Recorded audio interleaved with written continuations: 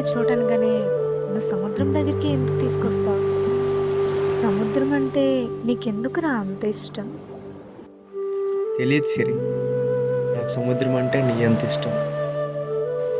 మరి నేనంటే? నువ్వంటే నాకు ఈ సముద్రం అంత ఇష్టం.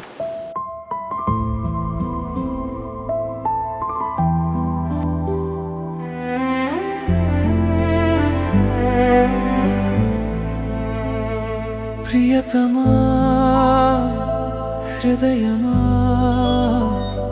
ప్రణయమా